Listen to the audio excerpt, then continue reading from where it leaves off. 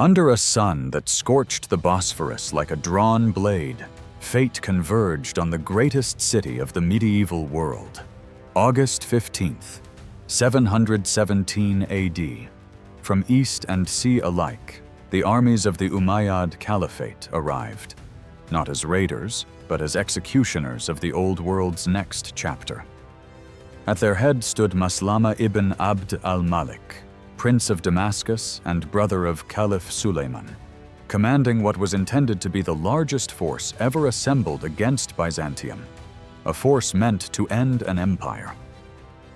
Contemporary sources report nearly 1,800 ships blackening the waters of the Sea of Marmara and the Golden Horn, while up to 80,000 men encircled Constantinople's landward walls, tightening a vast noose around the heart of the Roman city.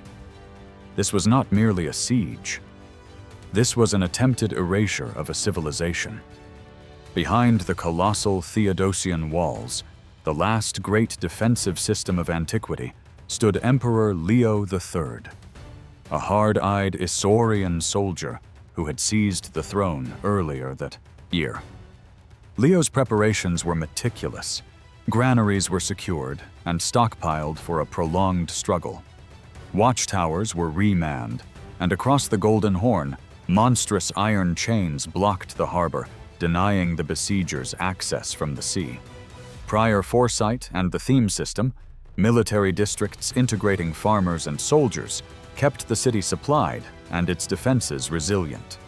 Most lethal of all was Byzantium's secret weapon, Greek fire.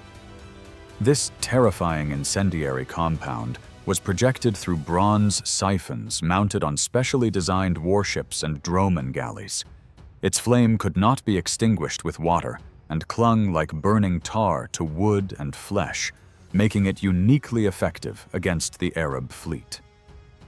For 13 relentless months, the Umayyad war machine hurled itself against the walls and into the sea. Assault towers creaked forward. Ladders rose against the battlements. Vast encampments sprawled across Thrace.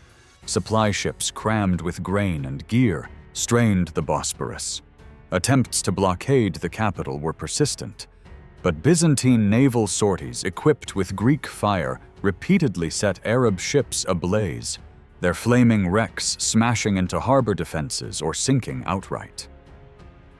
On land, the story was equally brutal. The longest and most grueling summer melted into a bitter autumn and an unprecedented winter. Harsh weather, famine, and disease ravaged the Umayyad host, just as supplies ran dangerously low. Bulgar forces under Tervel struck the Umayyad rear, killing thousands and exacerbating the invaders' collapse. By spring of 718, 2 additional Arab fleets sent as reinforcements were destroyed after their Christian crews defected, leaving Maslama's army stranded, starving, and broken.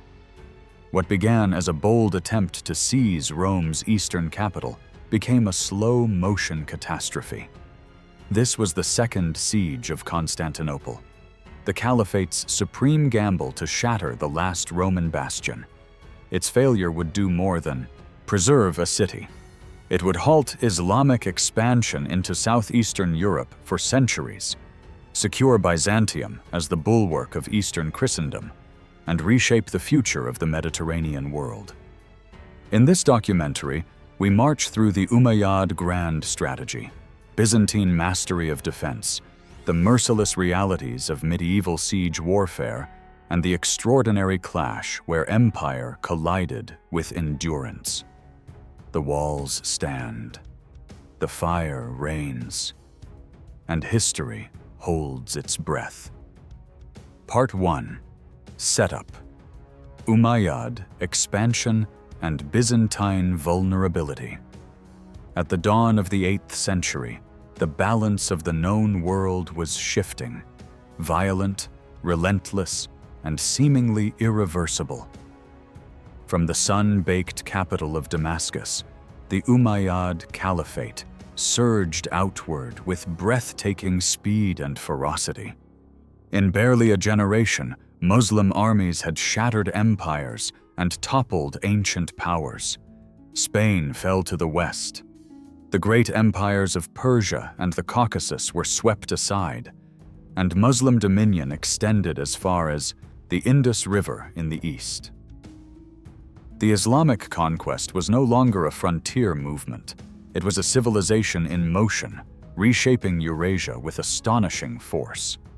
Yet one prize remained, eternal, impregnable, and defiant: Constantinople. This was not just another city. It was the beating heart of the Roman world reborn, the linchpin of Christian civilization, and the last great barrier between Islam and the riches of Europe. To the Umayyads, its fall was both strategic necessity and symbolic crowning achievement.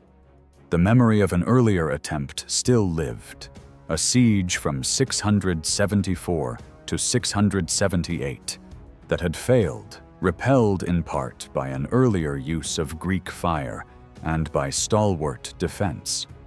But to Caliph Sulayman ibn Abd al-Malik, time had matured ambitions that once stalled.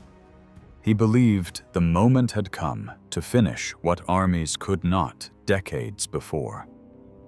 And yet Byzantium was not as weak as it appeared, only worn. The empire had endured decades of turmoil known to later chroniclers as the 20 Years' Anarchy, a period from about 695 to 717 marked by rapid succession of emperors, civil strife, fiscal strain, and relentless raids along its borders. Amid that chaos, border fortresses fell. Asia Minor was repeatedly penetrated by raiders, and references to Byzantine counterattacks grew scarce. Into this strategic void stepped a hardened warrior who would become Byzantium's salvation. In 717, Leo III the Isaurian, a disciplined general of mountainous origin, forged in frontier warfare, seized the throne and abruptly ended the anarchy. Unlike many predecessors, Leo understood that Constantinople's survival hinged not just on heroism, but on preparation, discipline, and innovation. Under Leo's direction, the city prepared for the long war to come. The vast Theodosian Walls, already centuries old and renowned as the most formidable urban defenses in the world, were repaired and reinforced. Granaries were filled to overflowing, shoring up stores for a siege that could last years rather than months. Civilians were restricted or moved to conserve food and manpower for the defense. The navy was readied for combat with its most terrifying weapon: Greek fire, a secret incendiary compound that could burn on water and would prove decisive at sea. Diplomatic overtures and gold secured the aid of unexpected allies, most notably the Bulgars under Khan Tervel, whose intervention would prove critical in the siege's later stages. Across the Bosphorus in Anatolia and beyond, the Umayyads assembled one of the largest invasion forces the early medieval world had ever seen. Maslama ibn Abd al-Malik, prince and seasoned commander, led an army estimated in contemporary sources at tens of thousands of troops westward by land, while a massive armada of nearly 1,800 ships prepared to choke the waters of the Bosphorus and Sea of Marmara. Inside Constantinople, perhaps fewer than 20,000 defenders. Byzantines and Saban, their allies, stood between conquest and catastrophe. The stakes could not be more absolute. If this city fell, Byzantine hegemony would collapse. If this city fell, the road into Europe would lie open. If this city fell, history itself might bend in an entirely different direction. The armies march. The fleets advance, and the greatest siege of the early medieval world begins. Part 2. The siege begins. Land blockade and naval onslaught. Summer 717. By the summer of 717 D, the Umayyad war machine had reached the very edge of the world it intended to conquer. Maslama ibn Abd al-Malik marched his army across the Hellespont into Thrace with disciplined precision. His forces fanned out across the countryside and began constructing an extensive land blockade, digging trenches, building fortified siege lines, and deploying troops from sea to sea to encircle Constantinople on its vulnerable landward side. Roads leading to the capital were cut. Crops were burned. Fields were stripped, bare, or denied to anyone but the besiegers themselves. The message was unmistakable: starve or surrender. But the Umayyad campaign was not only terrestrial. Across the water, the second jaw of the trap closed. A colossal fleet, hundreds of ships churning the Bosphorus and the waters of the Golden Horn, pressed toward the city. The Armada, reported in medieval sources at nearly 1,800 vessels, attempted to seal Constantinople's maritime lifelines, cutting off access to Black Sea grain and supplies, and attempting to bottle the Byzantines inside. Booms and chains were stretched across key harbors to restrict movement and mitigate Byzantine naval sorties. From the decks of these towering galleys, catapults hurled stones and archers loosed volleys toward the city's formidable defenses. Constantinople, long the queen of the seas, now appeared surrounded, suffocating beneath canvas and oars. Then the assaults began. On the landward front, Umayyad engineers pushed battering rams and siege towers toward the Theodosian Walls, among the most formidable fortifications in the medieval world, originally built and expanded over centuries to resist invasion. Their multi-tiered design, deep moats, and overlapping fields of fire made them nearly impregnable. But every tried assault was smashed apart. Arrows, stones, and boiling pitch rained down from above. Even battering rams could not wrest a breach. Dead lay thick on the fields outside the walls as wave after wave of attackers faltered against centuries-tested stone. At sea, the Byzantines refused to be penned in. Emperor Leo III had anticipated this moment and prepared long in advance. Granaries were overflowing, fresh water abundant, and supplies carefully conserved by expelling or reducing the civilian burden within the walls. The Byzantine navy, small but exceptionally trained, remained intact and ready. Most feared of all was the defender's trump card: Greek fire. This legendary incendiary weapon, some liquid mixture that could be sprayed through bronze siphons on agile droman warships, burned with terrifying intensity and, uniquely, on water itself. When Byzantine squadrons launched sorties against the Umayyad fleet, Greek fire consumed enemy ships in terrifying infernos, forcing the attackers to keep their vessels at a distance and thwarting any effective naval blockade. Beyond the horizon, Leo was not idle. With diplomacy as vital as steel, he forged a crucial alliance with Khan Tervel of the Bulgars, a powerful northern neighbor wary of Umayyad expansion. Tervel's forces would prove decisive, not immediately, but at precisely the right moment, by harassing Arab supply lines and striking at their rear. As autumn faded into winter, Maslama made a crucial decision. His army would not withdraw. Instead, it dug in for a prolonged siege, spreading encampments across Asia Minor and Thrace, preparing to survive the harsh months ahead. But this was a fatal miscalculation. The land, forces accustomed to Mediterranean climates, were now exposed to Balkan winter cold, starvation, and disease, conditions far harsher than anticipated. Horses perished, supplies dwindled, desertions began. Ambient exhaustion hardened into desperation. Meanwhile, the Byzantine defenders held firm, and on the cold, dark waters of the Bosphorus, the trap was being set for the greatest surprise of the siege.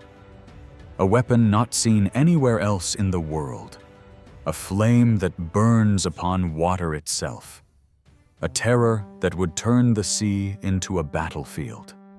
Greek fire was about to be unleashed. Part 3. Greek fire and naval defeats. The Byzantine secret weapon. By spring of 718, the siege teeters on a knife's edge, and Constantinople prepares to reveal its most terrifying secret.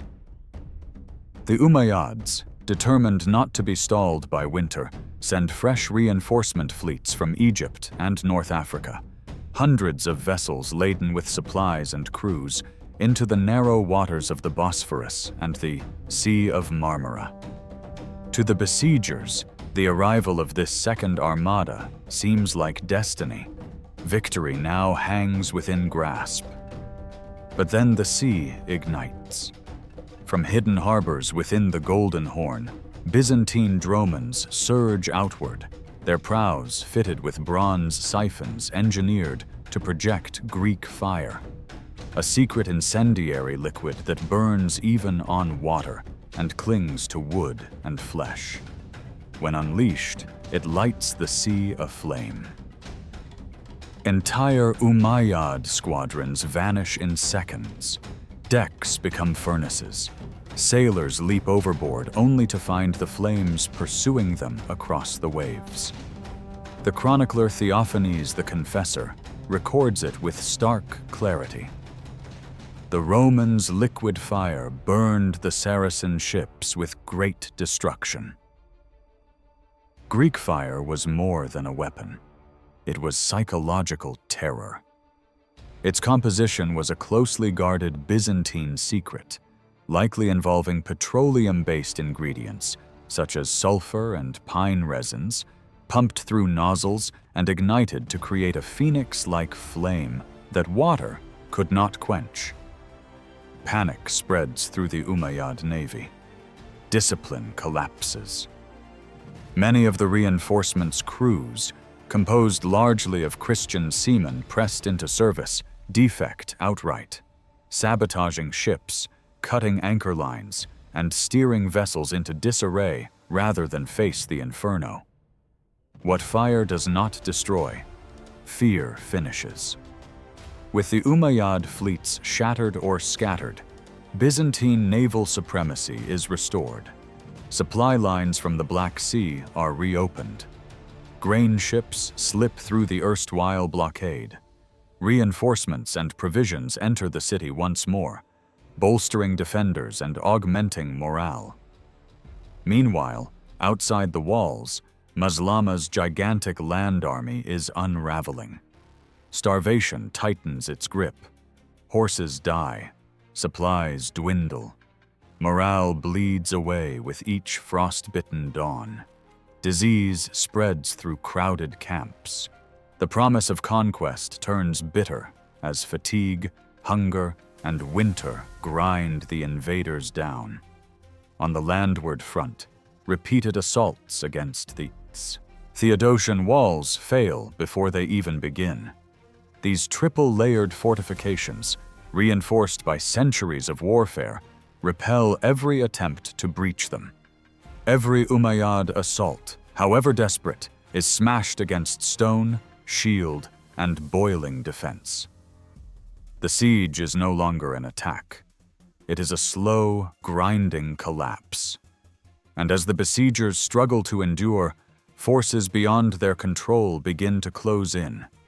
The Bulgars under Khan Tervel strike at their rear, bolstered by Byzantine diplomacy and gold, inflicting heavy casualties. The bitter Balkan winter returns with unforgiving force. Hunger and frost are now commanders on the battlefield. The tide has turned. Now the invaders will learn what it means to be trapped before the walls of the world's greatest city, not by steel alone, but by a weapon forged in fire, a navy resurrected, and a people who refuse to yield. The sea is about to become a crucible of flame, and Greek fire will decide the fate of empires. Part 4. Winter, hardships, and Bulgarian intervention. The siege cracks, 717 to 718. Winter becomes Constantinople's greatest ally. As 717 bled into 718, the siege that was meant to crush an empire began to unravel under forces far colder and harsher than steel. The Balkans turned savage. Snow buried the Umayyad camps. Ice locked the ground. Supplies, already strangled by Byzantine sea power and the failure of naval blockades, collapsed entirely under the weight of frost and famine. With food exhausted, the invaders resorted to slaughtering their own horses and pack animals for sustenance. Chroniclers describe a grim scene of men dying in their tents, bodies freezing where they fell, the mass of humanity rotting in place outside the very walls they had hoped to breach. The bitter winter of 717 to 718 left the Umayyad forces plagued by starvation, exposure, and disease, conditions the city within had prepared to weather. And then the Byzantine defense delivered its final, crushing blow. Not from within the walls, but from beyond them. At Leo III's behest, his northern allies rode into history. From the rugged mountains of the Balkans came Khan Tervel of Bulgaria and his cavalry, hard, fast, and merciless. This intervention was no ad hoc raid. It was the fulfillment of a Byzantine-Bulgarian alliance formalized years earlier, a diplomatic stroke that would pay off in blood and ruin for the besiegers. Bulgar forces struck the Umayyad rear with devastating effectiveness. Foraging detachments were cut down before they could return. Supply convoys were ambushed and annihilated. In one confrontation near Adrianople, chroniclers report that Bulgar and Byzantine attacks killed up to 22,000 Umayyad troops, dealing a blow from which the already weakened army could scarcely recover. With the land encircled and supplies dwindling, Maslama's hope rested on reinforcements arriving from Egypt and Syria in the spring of 718. But by then, the sea had become a death trap. Byzantine naval patrols intercepted the relief fleets near the Bosphorus and the Sea of Marmara. Many of these reinforcements, estimates range from around 400 ships from Egypt and 360 from North Africa, were unable to press home their mission, deterred by Greek fire and desertions among their ranks, particularly of Christian sailors who defected to the Byzantines when the tide turned. Storms compounded the calamity. Hurled by unpredictable spring weather, violent seas scattered what remained of the Arab fleets, sinking vessels and drowning thousands. The tribulations of terrain, climate, and enemy action combined with lethal effect. By August 15th, 718, exactly 1 year after the siege began, Maslama faced a crushing reality. His army, shattered by cold, hunger, and relentless pressure from two fronts, could no longer maintain the siege. He ordered the retreat. The survivors, broken, starving, and hunted, pulled back toward their homelands. The cost was catastrophic. Medieval sources inflate the losses, including figures of 150,000 Arab troops killed and, in some Western accounts, as many as 300,000. But even conservative estimates underscore that the Umayyad army suffered appalling attrition from battle, famine, disease, and weather. Byzantine casualties are far lower by comparison, a testament to the endurance of defenders behind the walls and their allies beyond them. This was not just a failed siege. It was a strategic catastrophe. The Umayyad Caliphate had hurled its full weight against the strongest city in the world and been shattered. Never again would an Islamic army come this close to breaking Constantinople by force in this era. The storm had passed. The walls still rose. And the consequences of this failure would reshape the balance of power for centuries to come. Part 5. Aftermath and Legacy. Halt to Expansion and Byzantine Survival. The failure at Constantinople reverberates like a thunderclap across history. For the Umayyad Caliphate, the defeat is not just military, it is psychological and strategic. Even before the siege fully collapses, Caliph Sulaiman ibn Abd al-Malik dies in October 717, never living to see the catastrophe he unleashed. His successor, Umar II, inherits a sobering reality. The greatest army the Islamic world had ever assembled has been broken at the walls of a single city. That crushing failure forces a profound reorientation. The dream of pushing into Europe through the Bosphorus is abandoned, and Umayyad strategy pivots toward internal consolidation, frontier defense, and campaigns in Central Asia and North Africa. While the Caliphate continues to expand elsewhere, the westward tide has been checked, perhaps permanently. Within a generation, the Umayyad house will fracture amid civil unrest and rebellion, ending Umayyad rule by 750 with the Abbasid revolution that reshapes the Islamic world. The siege of 717 to 718 stands as both a high watermark and a turning point. The westward tide has been checked. For Byzantium, survival becomes rebirth. Emperor Leo III emerges not merely as a defender of the city, but as a visionary reformer of the state. The empire reorganizes its military and administrative apparatus through the theme system, dividing Anatolia into military provinces ruled by soldier governors who can recruit troops locally. These reforms harden the empire's eastern and Balkan frontier into a defensive shield that will endure for centuries. Leo's reign also initiates the iconoclast controversy, arguably the most divisive theological and political issue in Byzantine history.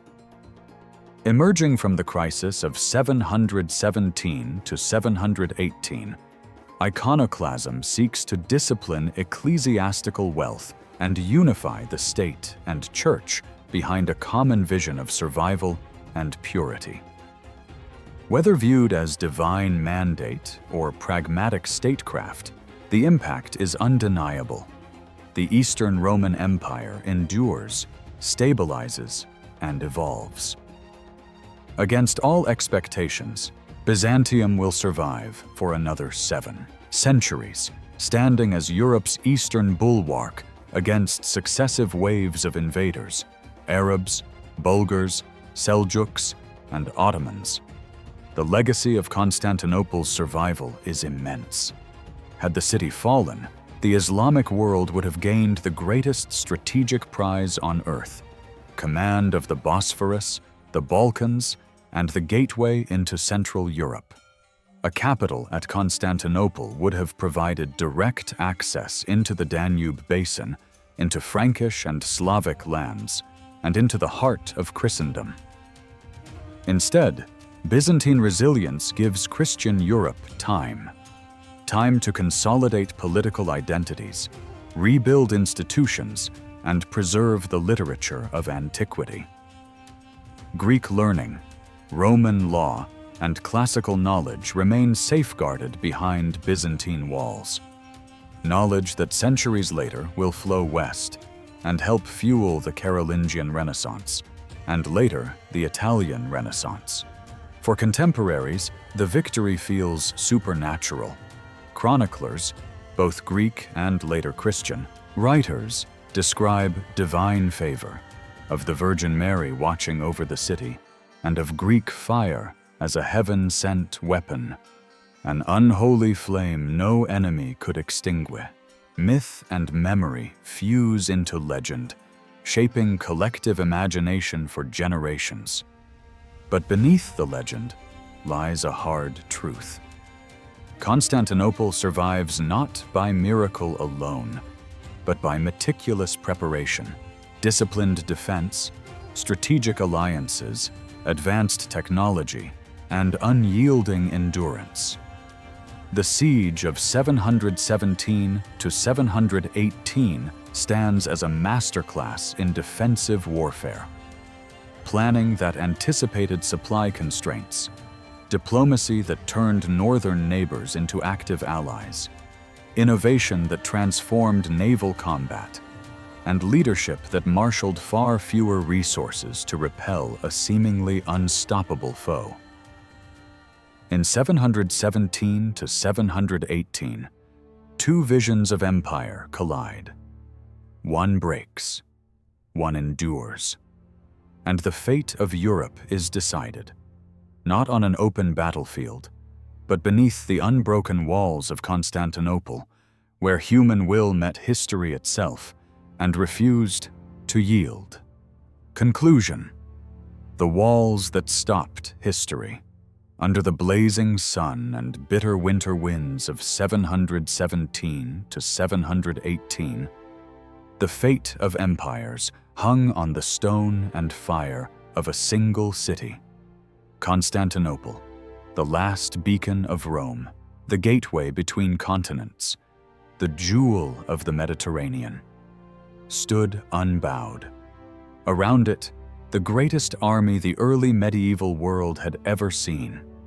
The Umayyad Caliphate, 80,000 strong, backed by nearly 2,000 ships, was shattered, starved, burned, and hunted from land and sea. Greek fire scorched decks and dissolved morale. Bulgar cavalry struck from the north. Winter froze men where they stood. Disease and hunger tore the invaders apart. Every attempt to breach the walls ended in catastrophe. And in the heart of the city, Leo III, the Isaurian soldier emperor, did not just survive. He transformed survival into strategy, turning crisis into the blueprint for Byzantium's rebirth.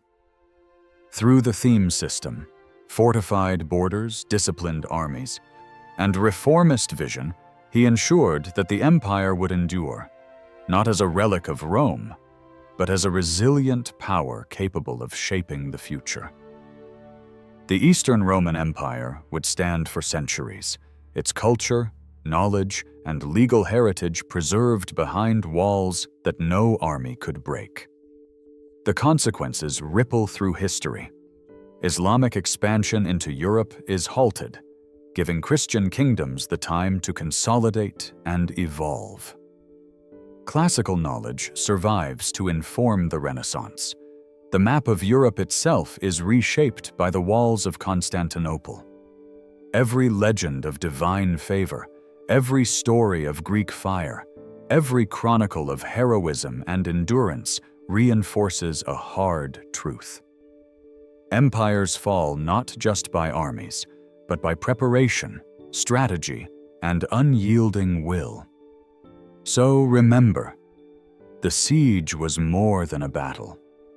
It was a pivot of civilization itself. One city, one year, one empire defining stand, where the impossible became reality, and where the world learned that some walls, once built, do not merely resist. They decide the course of history. In 717 to 718, Constantinople did not just defend itself. It stopped the march of armies, preserved the ideas of Rome, and shaped the destiny of Europe. The flames of Greek fire, the frozen corpses of invaders, the resilience of a city under siege. They are not just history. They are the moment when the medieval world was rewritten, one wall at a time.